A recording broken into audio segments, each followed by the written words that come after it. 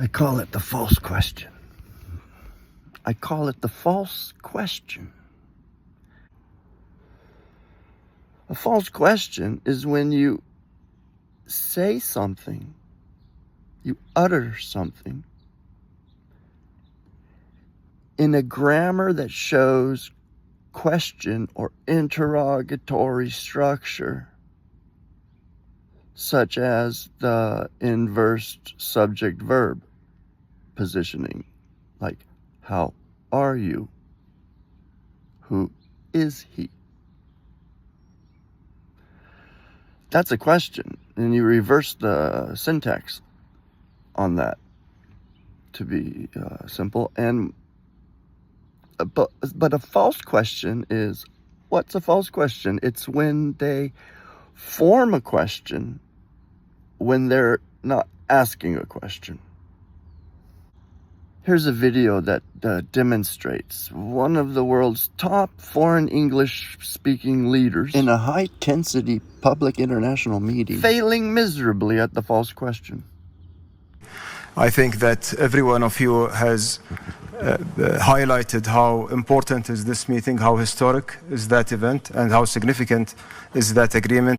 Now, why is this happening? Here's the reason why. Because the English teachers who are teaching the foreign students, or in most cases, the foreign teachers who are teaching English, who are teaching foreign English to foreigners, just follow the book of grammar when it comes to English. And so they fuck up. Oh, I gotta cut that out. They mess up. The linguistics or the English says, when you're making a question, reverse the verb and subject order. And there's these are they not? They're not determiners. I forget what they're called right now, but they're the interrogatory markers, such as what we call the WHs or whatever, the who, what, where, when, why, how. We're taught to make sentences in our studies, in the foreigner's study of English, and even in foreign language studies, we're taught this the ways to make questions. And so the rule is that when you have like, what is your name? What is your name? Where are you from? Who are you? What do you like? When do you go? These are all the classroom level textbook English exercises that students all over the world are misled by.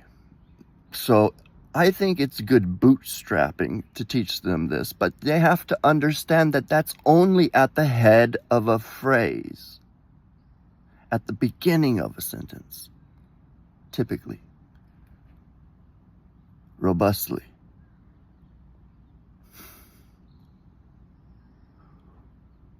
I don't really want to talk too much about it because I don't know. I think I suffer from post-traumatic stress disorder, and being in Shanghai for 12 years or 11 years, or actually I'm still there, man. It's been 14 years. I digress. My point is,